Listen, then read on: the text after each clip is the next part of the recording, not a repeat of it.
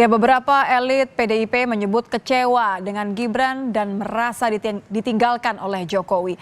Seperti apa dampak pencalonan Gibran pada hubungan antara PDIP dan Joko Widodo? Kita akan bahas bersama Direktur Eksekutif LSI, Jayadi Hanan. Selamat malam, Mas Jayadi. Malam Nitya. Mas Jayadi, ini kalau kekecewaan yang diungkapkan tidak hanya satu ya, beberapa elit PDIP terhadap Joko Widodo. Ini diartikan seperti apa? Ya pasti dong, wajar dong kecewa kan. Wajar ya kecewa ya. Karena apa nih wajar kecewa? Karena memang benar ditinggalkan. Harus kecewa. Saya kira PDIP harus kecewa. Memang Karena harus kecewa karena yang mereka andalkan selama ini kan Jokowi, termasuk Gibran. Kan Jokowi dinominasikan oleh PDIP, walaupun PDIP punya nominasi lain waktu itu kan, awal 2014. Jadi ada banyak jasa PDIP kepada Jokowi. Anda bayangkan kalau misalnya 2014 lalu PDIP tidak mencalonkan Jokowi, lalu mencalonkan orang lain, misalnya mencalonkan Megawati sendiri, apakah Jokowi jadi presiden? Belum tentu kan? Jadi kalau lalu kemudian PDIP memberi karpet merah untuk Gibran sama untuk Bobi, ya kan? ya sebagai wali kota ya. Iya, gitu. Oke. Nah sekarang di saat PDIP memerlukan Jokowi untuk memenangkan Ganjar, memerlukan Gibran untuk menjadi, bahkan Gibran sudah masuk di jurkamnya Ganjar kan, gitu.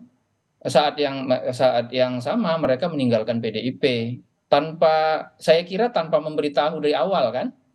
Jadi kayak pergi aja gitu tanpa memberitahu. Kalaupun disebut pamit, pamitnya kan setelah jadi cawapres kan gitu. Tidak ada pembicaraan awal dan sebagainya. Jadi kalau misalnya PDIP kecewa, bukan hanya wajar, menurut saya harus. Kenapa? Karena salah satu yang paling mungkin dirugikan secara elektoral oleh manuver Jokowi dan Gibran ini adalah PDIP, calonnya Ganjar kan? PDIP dan Ganjar yang PDIP ini Ganjar. efeknya elektoralnya Ganjar kemudian yang akan turun drastis gitu menurut Anda, Mas Jayadi? Iya belum tentu. Kita pertama pemilih pemilih Ganjar itu sekarang ini kalau kita lihat kan yang paling banyak itu ada dua jenis ya. Pertama adalah pemilih PDIP. Nah, kalau kita lihat di survei, kita analisis, Mhm. pemilih PDIP yang sekitar 25% itu eh, sekitar 80% semuanya memilih Ganjar. Jadi apa namanya? Jadi tidak akan Pemilih PDIP terpecah untuk kemudian ke Gibran maksud Anda? tampaknya sulit untuk pindah ke yang lain, termasuk untuk ke Gibran ya. Tetapi pemilih Jokowi kan kalau kita mau hitung dari sisi pemilih Jokowi 2019, itu kan ada sekitar 55%. Ya. Katakanlah dikurangi 25% pemilih PDIP, masih ada 30% tuh, ya kan? Nah, pemilih Ganjar selain yang adalah pemilih PDIP adalah juga banyak sekali pemilih Jokowi. Nah, kalau sekarang pemilih Jokowi itu dibujuk oleh Jokowi dan Prabowo melalui masuknya Gibran sebagai cawapres Prabowo, maka potensi penggerusan terhadap Ganjar kan cukup besar. Begitu. Tentu saja kita masih harus lihat bagaimana sesungguhnya reaksi pemilih Jokowi ya. Mhm. Apakah mereka betul-betul ikut Jokowi bersama Gibran di Prabowo atau malah banyak yang mengeras gitu, misalnya menganggap ini manuver yang membuat apa nih PDIP jadi korban dan sebagainya. Kita belum tahu. Oke. Saya kira dampak dari pencalonan Gibran ini terhadap PDIP maupun terhadap Ganjar juga terhadap Gibran? elektabilitas Prabowo masih harus kita lihat beberapa waktu ke depan karena kan baru seminggu 2 minggu ini. Ya, ya, artinya masih ada banyak kemungkinan yang terkait dengan dampak elektoral. Tapi begini, kalau Pak Jokowi kan hari ini menolak berkomentar ya ketika ditanya wartawan soal ini kader PDIP pada kecewa semuanya. Kalau Anda melihatnya korelasinya dengan mendukung pencalonan putranya Gibran, bungkamnya Jokowi ya, atau bentuk netralitas sebagai presiden? Nggak mungkin, Mbak, itu tidak masuk akal kalau kita sebut Jokowi netral sekarang kan. Tidak masuk akal kalau menyebut Jokowi netral. Lah iya kan anaknya jadi calon wakil presiden. Bagaimana mau bilang dia netral? Dan anak presiden jadi calon wakil presiden itu bukan semata-mata usaha Gibran kan? Jadi secara politik kita analis politik ini dengan kasat mata bisa melihat bahwa ada orkestrasi untuk menjadikan Gibran itu sebagai cawapres Prabowo kan gitu. karena tidak mudah itu, mengakali peraturan gitu kan, harus mengubah peraturan untuk melayani kepentingan Gibran masuk menjadi cawapres Prabowo itu. Dan itu tidak mungkin usaha Gibran sendiri kan, harus ada usaha dari orang-orang yang punya kemampuan kekuasaan, akses kepada kekuasaan. Jadi maka sangat sulit untuk memahami bahwa tidak ada peran Pak Jokowi di situ. Oke. Ya Walaupun kan? tidak ada kemudian yang pernyataan dengan jelas diungkapkan oleh Jokowi ya, tapi begini, Ya, Anda ya, melihat kalau bungkamnya Jokowi tidak bisa diartikan sebagai sikap netralitas, kira-kira kalau melihat semakin masifnya respon kekecewaan dari PDIP karena mereka punya sejarah yang panjang, ini akan dibiarkan oleh Jokowi atau justru akan merangkul demi netralitas tadi, demi katakanlah tabayun misalnya?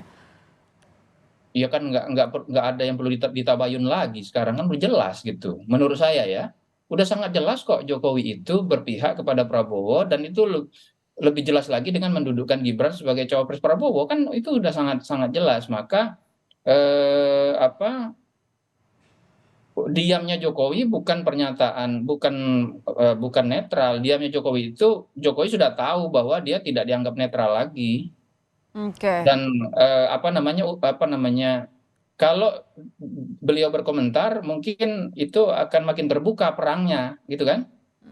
Jadi kalau misalnya ucapan kekecewaan kader-kader PDIP lalu disahuti dengan keras juga oleh Jokowi, maka perang makin terbuka gitu kan. Ini yang dihindari memilih untuk bungkam begitu ya? Iya, ya apalagi yang mau dilakukan Jokowi kan, Eh, bungkam. Dan orang sudah tahu kok bahwa Jokowi itu berpihak ke itu. Dan gimana kita mau memahami bahwa Jokowi netral secara politik? Kan nggak bisa. Wong anaknya diusahakan untuk masuk ke cawapres Prabowo, dan sekarang anaknya Gibran menjadi cawapres Prabowo, kan gimana netralnya di mana itu? Tentu saja kalau kalau pernyataan terbuka, makan siang bersama, ya itu biasa aja, bisa. Tapi kan politik bukan panggung depan seperti itu. Politik itu apa yang terjadi sesungguhnya di panggung belakang, kan gitu. mhm. Panggung belakang orang memahami bahwa Jokowi sudah dengan tegas ceto, apa istilah Jawanya itu, ceto welo welo, ya, terang benderang gitu. Ya, Secara politik terang terbuka ya. benderang, Jokowi tidak netral. Kalau Bahwa dia beberapa hari yang sebagai lalu, kepala, maaf saya potong, Mas Jayadi, Ketua DPP PDIP Ahmad Basara sempat mengatakan kalau menunggu Jokowi harus segera buat langkah strategis. Anda melihatnya ini bahwa PDIP masih menanti memberikan kesempatan untuk Jokowi supaya tidak lagi benar-benar memanas. Ini akan diambil nggak kesempatannya oleh Pak Jokowi? kayaknya saya tidak tahu, mungkin enggak ya, karena begini, tampaknya PDIP beranggapan bahwa etikanya itu, kadernya itu kan ngasih tahu ke partainya kan, kira-kira gitu kan. Mhm. Nah, saya kira itu yang ditunggu sebagai kader PDIP, apa nih Jokowi, apakah apa penjelasannya gitu, karena kan jelas ada pertanyaan orang, ada kekecewaan orang, segala macam ya, dan itu ditujukan kepada Presiden Jokowi sebagai kader PDIP, dan juga Gibran sebagai kader PDIP. Harusnya secara gentleman Gibran sama Jokowi menyatakan ke PDIP, mohon maaf PDIP, saya terima kasih atas bantuan selama ini sebagai partai, tapi saya berbeda jalan gitu. Saya paham mungkin kecewa kan, gitu mungkin yang diharapkan oleh PDIP kan gitu. Ya, Dan itu masuk akal secara etika politik menurut saya. oke. Kalau saya kadernya Mbak Nitya, lalu saya pergi, kan saya ngasih tahu. Artinya tetap mengharapkan ada datang dengan muka, pulang tampak punggung begitu ya. Jadi itu Betul, masih diharapkan oleh betul. PDIP. Baik, terima kasih Mas Jayadi sudah bergabung bersama kami di Kompas Malam. Selamat malam Mas.